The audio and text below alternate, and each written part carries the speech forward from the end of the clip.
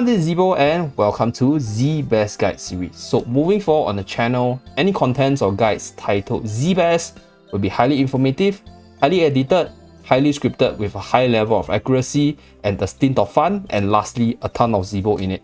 So if you like to see more of such guides, you like to see more of Zeee Best series, or you just like what you see in today's video, do remember to like and subscribe to see more. And with that, let us start today's video. Let's go. Hello everyone, this is Zeeebo and welcome back to the Best Guide series. So in today's Zeee Best Guide video, we are going to talk about equipments. And for equipments per se, it's a simple topic at first glance, but there's actually a lot of min-maxing you can do in order to achieve more optimal progression results. So in today's video, I'm going to cover the basics of equipment, where you can get different equipments, how you should plan around the equipment so that you can, push through certain contents with just having additional stats. And obviously, I'm going to talk about some tips and tricks you can use when you are doing your equipment upgrading. And lastly, I'm going to showcase what an endgame equipment box looks like and what will happen with all the upgrading materials once you are past the max level itself. So without further ado, I'll start with showcasing a maxed out equipment box. So this is what it looks like. It will showcase max on everything, and all equipment's max level is at 240. So the white color equipments, they are the maxed out ones. And whenever you get additional equipments after this stage, you will convert them into forging stones. So you recycle them and you get back all the forging stones from the remaining equipments. So for those equipments where you haven't even obtained the chest, right, they'll just be sitting in your equipment in your inventory, as you guys can see over here. So I have a lot of equipment chests that I don't need and I don't intend to open, so I'm just going to keep them here as a memorabilia. So that's for the, what happens after the endgame stuff. So for the equipments per se, right, for the different forging stones, just in case you guys do not know, I'm going to run through some basic stuff.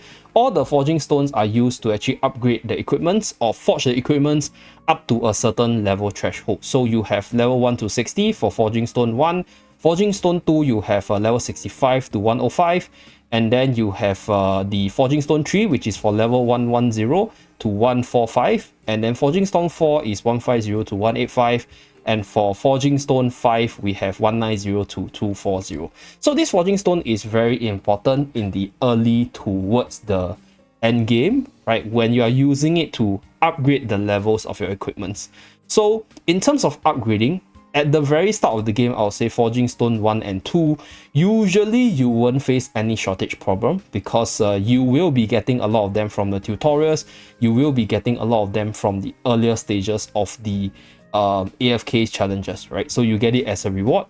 And as you progress through time, you'll be able to get all these lower level stones from dismantling the lower level equipment. So in general, in the early game, right, forging stones, they are not an issue, but as you progress into the mid game, I'll showcase what I mean by there will be a forging stone shortage. So that is something which you guys will face eventually at one point, and it's something that I want you guys to take note of before you guys actually reach that stage. So for those of you guys who already reached that stage, you guys will know what I'm talking about, but we'll keep that for the later part where I showcase my free-to-play account and talk about this issue. So for the forging stone, once you are done with all the upgrades, right, you can actually trade away all these forging stones for additional gold, right? This is something which I won't do because I have no need for this gold.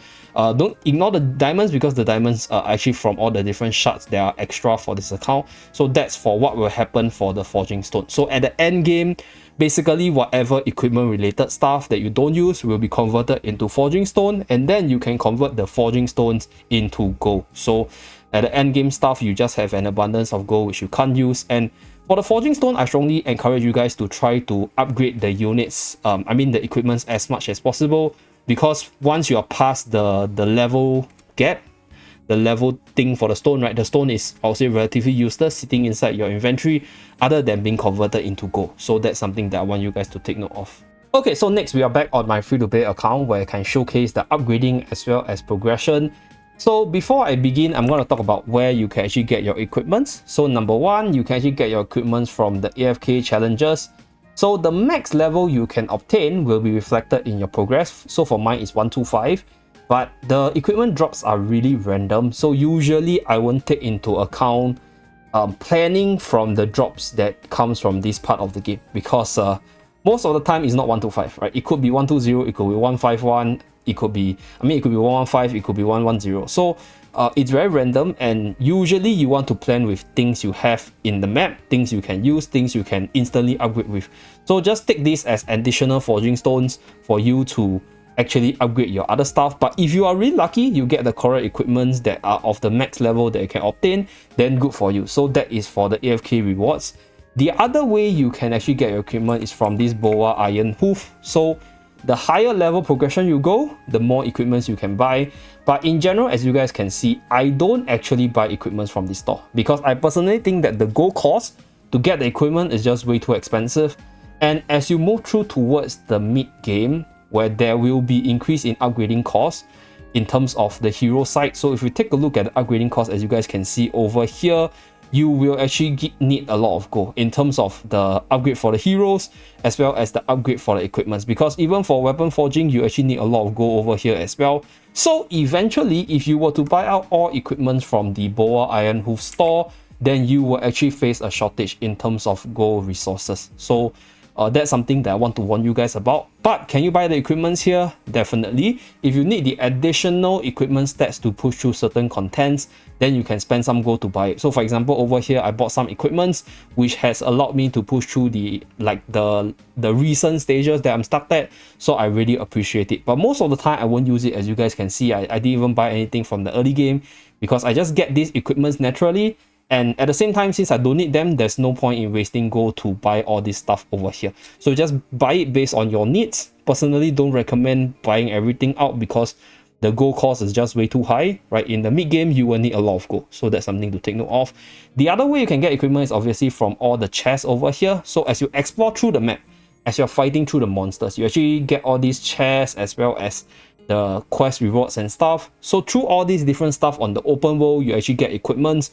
So from there, certain equipments that you get, right, can be used in your team. So you want to plan around what equipments you might get, right? If you look at like the quest equipments, they are already under leveled compared to where I am. So in the earlier stages, I think it's more important because some of these earlier equipments can be used together with your team progression.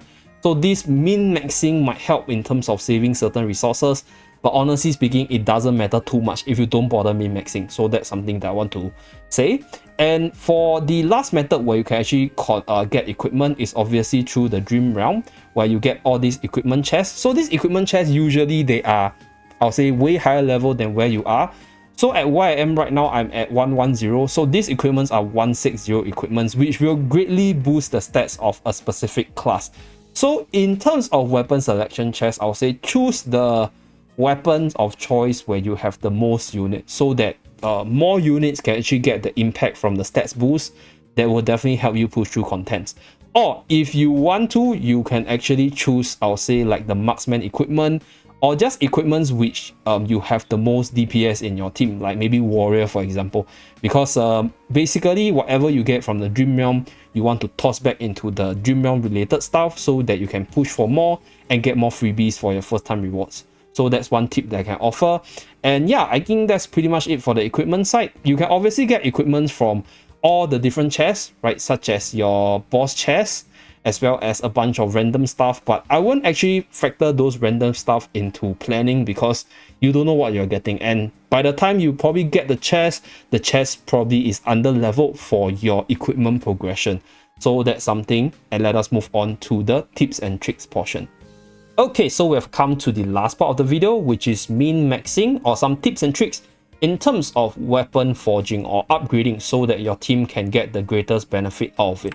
So if we take a look at the equipments per se, if you take a look at my rogue equipment, I don't have everything upgraded because as I mentioned earlier, there will be a forging stone shortage if you were to upgrade everything. So what do I mean by that? If you take a look at my forging stone, we are at forging stone 3. So this will allow me to upgrade my equipment to 145. So 145 is actually quite a big gap because I have up to 110 right now. So there's actually quite a bit of levels I can use this forging stone. And if I were to upgrade this equipment, right, all the way to 110, I'm just going to upgrade to 105 because I have no use for that stones already. So that's one thing you guys want to do. So don't upgrade everything to keep up with the pace, because you will actually face a shortage. So what do I mean by that? If here this costs 9 stone, 4 of this equipment is 36, right? 3 of this equipment is 27, and then you have another 3 more, that will be 90 forging stones. I won't have enough to upgrade all the other important ones. So for myself, I use the forging stones to upgrade the equipments, which I use the most units of, or on the group of units which I use the most for the various game modes. So what do I mean by that? For my main team, in terms of PvE progression, I'm running a marksman, Mr. OD over here, and then we have 2 supports, Smokey and Coco, and then we have 2 tanks. So the 3 groups of units, or the 3 class of units I use the most for PvE progression: marksman, tank, as well as support. So when you go into the equipment upgrading, you guys can see that I maxed out my support stuff, I maxed out my tank stuff, and then I maxed out my archer stuff, my marksman stuff. So these are the important units I use. So them having the best stats, them being upgraded the most, will benefit me greatly in terms of content pushing. So that's where I can toss all my forging stones into all these equipments, right? Because these are the units I use the most. Whereas if I were to upgrade everything, some of these units I don't actually use from a day-to-day basis, so it doesn't really benefit from the additional stats that this group of units will have. And along the way, as you upgrade more and more AFK stages, as you get all the different equipment from the different places around the map, you will be able to get equipment to actually fill up the slots, because you'll get stronger equipments along the way. So you need not necessarily upgrade all the equipments, right? You don't have to spend all the resources on all equipments and upgrading them concurrently. So that's the tip number 1 that I have for you guys. Choose the groups of units which you use the most. For example, for myself, right, marksman, top priority, tank, top priority, as well as support. Then you upgrade all the equipments. So that's number 1. There's another way you can plan your forging stone, and that is through stats prioritization. So what do I mean by that? So if you go back into the marksman slot, as a marksman, you have a damage dealing role. So each equipment has different amount of stats. So for the weapon section, you are getting attack, attack speed, as well as crit. And then for the gloves, you are getting attack, defense, magical defense, as well as crit. So these are all, like I'll say, important offensive stats which a DPS unit will need. So units, right, or rather equipments which gives you offensive stats, for the offensive units, they will be of higher priority. So for the marksman, you have the weapon, you have the glove, you have the accessory, and then you have the shoe, which gives you attack speed and attack. Obviously, the helmet, right, the head equipment will actually give you some offensive stat, but they are more defensive by nature. So the priority for these 2 equipment will be lower when you think about upgrading, right? So that is if you are really scarce on your resource, if you upgrade every single equipment, right? So that's something that you guys want to know. Then for the tank, right, obviously for the tank you need defensive stats. So things like your armor, things like your helmet, as well as things like your glove, which provides you with a ton of HP, physical, magical, as well as range defense. They are definitely better. But in general, most of the units will want to have their shoe upgraded, because the shoe provides some form of haste, defensive stats, which allows the units to do their stuff faster. So shoe will also be a top priority for most units. So for the tank, it's actually glove, helmet, armor, as well as shoe. So for the archer, I'll say it's the weapon, the shoe, the glove, as well as the accessory. So for the support units in this category usually have a lot of heals. So you're looking at heal stats, attack stat, and some might argue you need some defensive stats for the unit. So for the healers, I'll say the priority will be number 1, right, your head over here, because this one gives you a lot of things, defensive stat as well as attack. And obviously your shoe, which gives you bonus haste so that you can use your heal stuff faster, and your accessory over here, attack and healing, and obviously your glove, so defensive stat with a little bit of attack, although the crit is slightly wasted. But depending on what you need for the team, you upgrade the equipments based on how much resources you have, right? So if you chose my path just to upgrade maybe 2 or 3 classes, namely the classes that you use the most of the time you won't face a forging stone shortage. But if you do, then you might want to focus on the equipments which will give the most beneficial stat for the group of unit you are using. So yeah, that's the 2 tips and tricks that I can offer, and that's pretty much it for this equipment guide. Hopefully it's helpful for you guys in terms of upgrading your equipment, and hopefully these mini tips and tricks of min-maxing can help you push through contents much more easily. Thank you very much for watching. Do remember to like and subscribe, and I'll see you guys again in my next video. Bye guys.